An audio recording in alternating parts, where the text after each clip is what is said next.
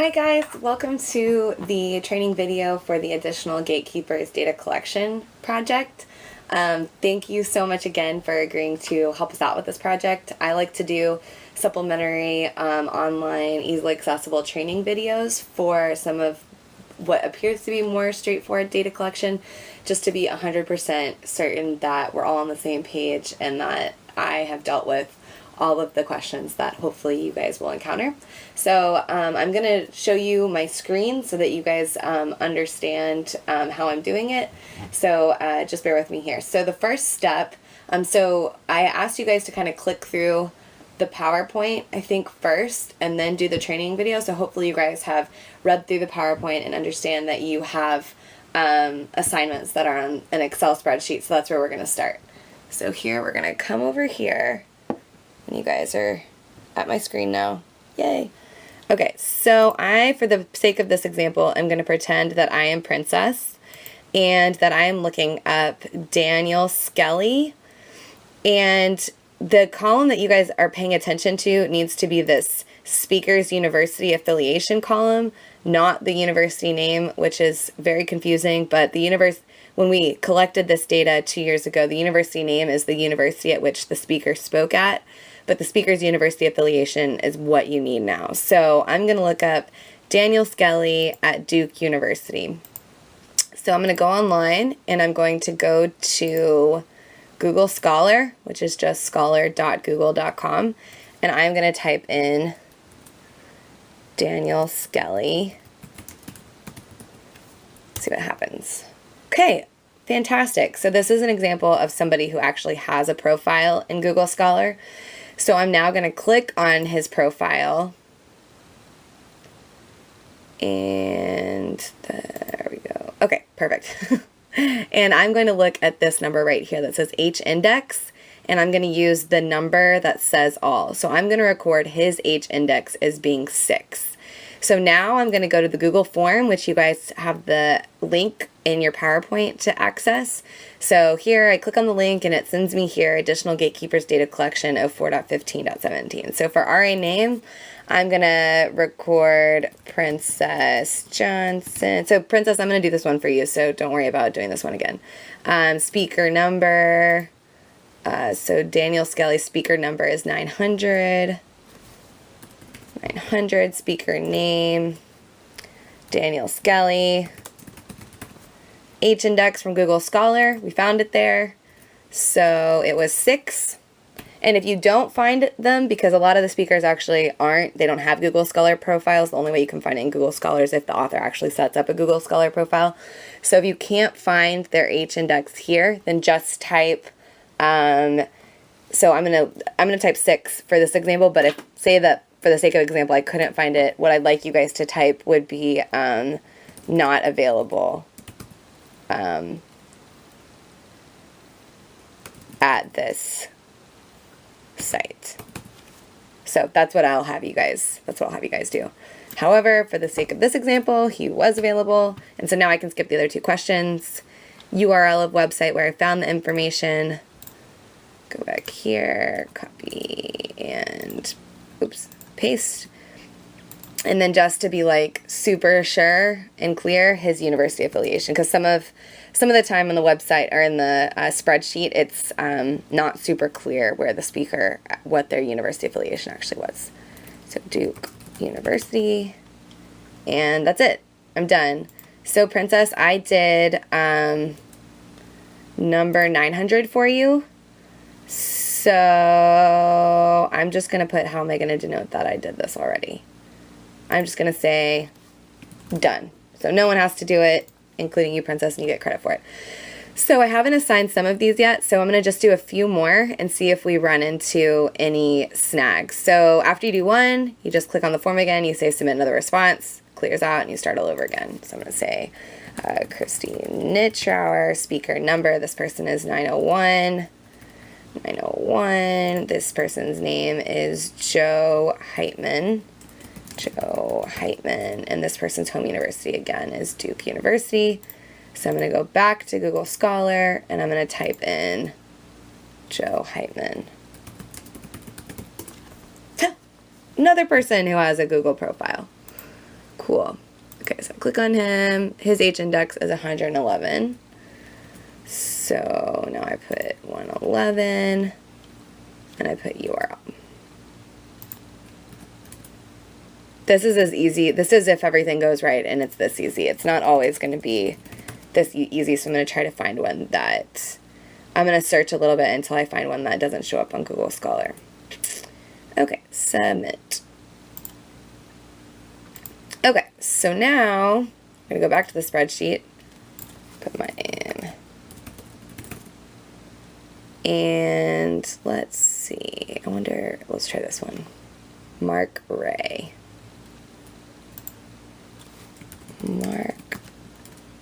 Mark Ray. He's at Rensselaer Polytechnic. Okay, he does not appear to have a Google Scholar profile. So what I would do is I would also search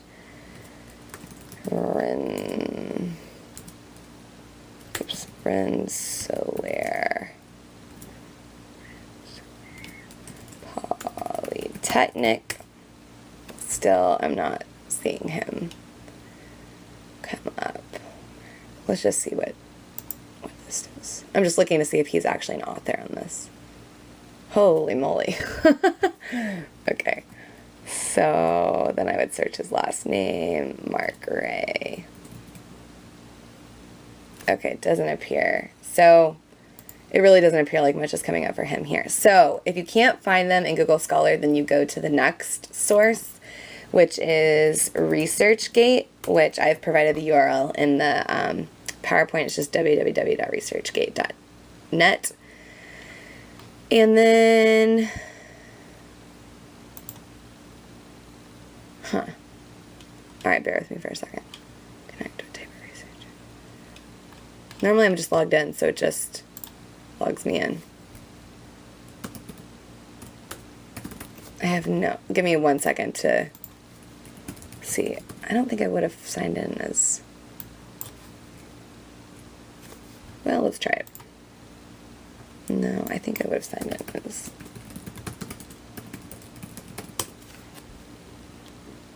okay, so now I'm logged in. So you might have to make a free profile on ResearchGate to be able to search, but it's free. It takes about 2 seconds. So, so now I'm going to search Mark Ray. Mark Ray. Oh, cool, I see him. Mark Ray, so he comes up. So Mark Ray, I'm going to click on him, and then I am going to click on the number here. This is not the H index. Let me repeat, this is not the H index. You have to click on this number that appears, and then scroll down to get the H index, which is this number right here, 38. So for Mark Ray, there's H index with a little info thing next to it that says 38, and there's an H index next to that that says 33, and it says excluding self-citations. We're going for the number on the far left that says H index, so his is 38. So now I'm going to go back to my Google form, and I'm going to write my name, and I'm going to write speaker number is Mark Ray 905. Speaker name is Mark Ray. Oh, I hope I may have shot myself in the foot there by not spelling it right on Google Scholar, but we'll just say for the sake of example, oh, sorry, I had copied whatever I said before. Okay, so not available at this site, and then I'm gonna, oh, okay, hold on. You don't need this part, but I'm gonna fix this part because I didn't realize that it made this multiple choice. That's not helpful. Okay, so it'll be right. It actually won't. I'll have to reload it, and then it should be right. Yeah. Okay, so we're gonna do it. Sorry, real quick again. Speaker number 905. Mark Ray. And yeah, just try to be detailed on the speaker number and the speaker name. Those are really important pieces of information so we can connect everyone correctly. Not available at this site. It was, I actually completely forgot now what it was. I think it was 38 or something. 38, okay. 38. and then I found it at ResearchGate. So there you go, university affiliation. Come back here. I'm just going to copy this because I'm tired of trying to figure out how to spell it. Cool, and then you just finished another one. Okay, so now I'm going to put my name next to this one because I did this one now too.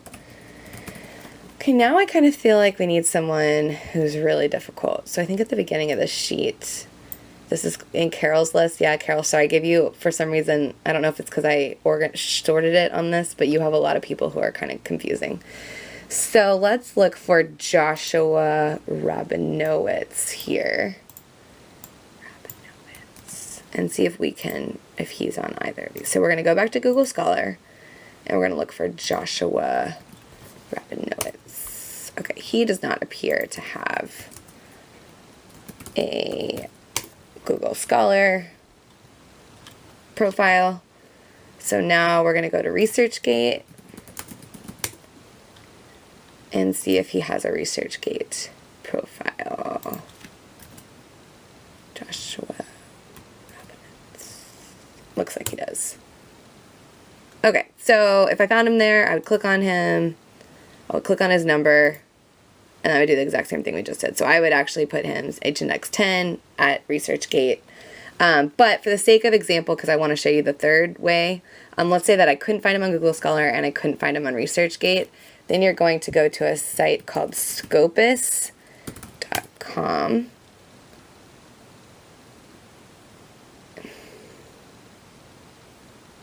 Really? Hold on a sec. Let me see. I think it's actually Scopus. No, that doesn't seem right. Scopus. Let's just see what Google gives us. This is the one we want. Huh. Oh, I think it's because I'm outside of Rice.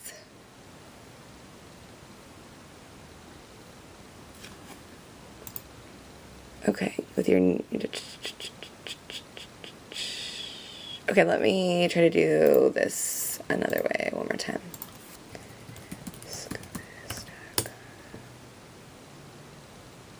See, I was trying to get that thing to pop up again that was like, hey, log in. Okay, I think I have.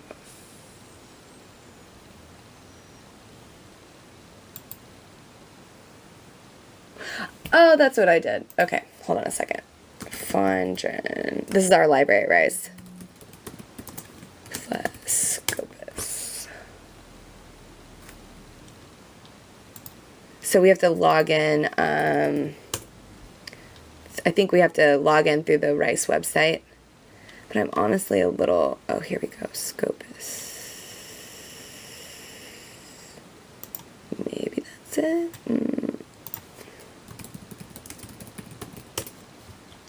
It's a database. So we're just going to do it quick. Okay, so I think if I just log in remotely through here. And so let me know if you guys encounter this and then have any trouble. So what I would do is I would go to the Baylor Library website, search for the database Scopus, because you need your institution's login permission. So it's just like accessing any other database. And then find Scopus, click on it, log in through your institution, and then you'll have access to the search engine. Sorry, that was a little more convoluted than I remembered because I usually search on campus. So whenever you gain access to Scopus, you're going to click on authors. And then again, let's just say that I couldn't find Joshua Rabinowitz. So I would put his last name here and his first name here. And that's all I would put at first. You can make the search quicker with the affiliation, but sometimes it's just nice to see what happened because they may not be at the same school anymore. So for him, I don't know what his affiliation is other than I searched him and it seems like he's at Princeton or potentially University of Michigan. It seems like he may have moved sort of recently. So if you're encountering this situation where there's sort of a few of them and they have different middle names, this is an interesting example. So I would go with Princeton, I think.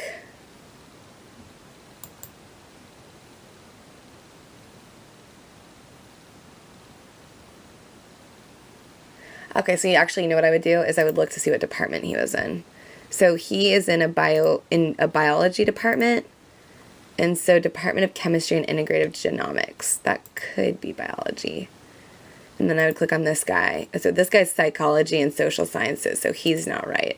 And that's actually important to check on ResearchGate too, because I think the guy who came up on ResearchGate was actually this guy from University of Michigan, Psychology and Social Sciences. So be really sure to check the program of your speaker to make sure that they're actually in the right program, and that'll help you cross-check to make sure that you found the right person. So it's definitely not Joshua L. It's not Joshua H because he's mathematics. It is definitely Joshua D. So I would go with, for your speaker, the listing with the most, but actually what we normally do is we just add them all together because sometimes things get filed under slightly different variations of the same name. Like I have no idea what these two are like slightly two different areas, but it's clearly the same person.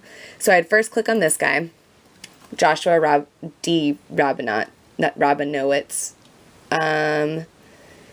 And then what we're looking for is this H index. So we see, okay, 55 is here, and then I'm going to go back. I'm going to click on this Joshua D. Rabinowitz. So H index is 3. So I'm going to add 3 plus 55, so now we're at 58. And I'm going to click on this guy here. And that's 2. So this guy, I'm going to record him as an H index of 60. So yeah, it gets a little confusing. If you guys are having trouble finding people, definitely let me know and I can try and give you a helpful way of doing it. I would basically not spend any more than 5 minutes trying to find someone, and if you can't find them, then it's completely fine to fill this out and just be like, I couldn't find them, but give it a solid effort for 5 minutes once you've gotten to the last site. So once you've gone through the other two, you get to Scopus. Try and give it 5 minutes to figure out if you can find the person on Scopus. And if after 5 minutes you can't figure it out, then go ahead and fill out the sheet. Just, say I couldn't say whatever the problem was, be sort of detailed, be like, there were too many Joshua Rabinowitzes or whatever for me to figure this out. I didn't have enough information. They were in the same department, etc. And then include the hyperlink to the website that was closest to what you found. So Joshua Rabinowitz, this guy is number 8. So we're going to do this like so. Not available at this site. Now that I've found the right one, I'm realizing he really wasn't available at this site either. However, we did find him here, and his H index was 60. And so now I'm going to go back to, I'm going to actually just include the listing of all of them, since there was more than one of him that was useful. And I'm going to paste that here. For university affiliation, I am going to write Princeton. And I'm going to add one more item to this form that's like any additional information you want to add. And if I were adding it for this one, I would include more than one Scopus listing, added them together to get one H index number. Because I think that's a helpful piece of information. And then you submit. So that's really the procedure, you guys, and you're just going to go through the list of what I gave you. I tried to be a little bit conservative, so I tried to give you no more than the speakers I really thought you could do in the time you said that you had. However, if you finish your hours and you didn't get through your speakers, just try to, keep really good count on your Excel sheet, whether it's like highlighting the columns or crossing out those you did or whatever, and then send me any that you didn't complete so that I can assign them out to other RAs that I have at Rice. And because I did try to be conservative, my guess is you might actually get through everything that I sent you and have a little bit of hours left over. If you have more hours available, you finish what I've done and you can do more, then just send me an email and be like, hey, I finished my assignment. I have about this many more hours left. And if you want to give me an update as to how many you were able to do in an hour, then I'll try to just assign you those people you can really do in another however much time you have left. Okay, so hopefully that made sense. If you have questions, like I said in the email, I'd like you guys to use each other as sort of a first pass. So if you have a question, just email the other Baylor students on the email thread, and say, hey, I ran into this. Has anyone else run into this? What do you think I should do? Or I have this issue. What do you think I should do? And if there's not a consensus among the group there, then please email me and I will try and make sure to steer you guys right. It's pretty straightforward, I think. After you do like 5 or 10, I think you'll get into a rhythm. Thank you guys so much for your help. And yeah, just as a reminder, to do Sunday night, April 28th. Thanks again.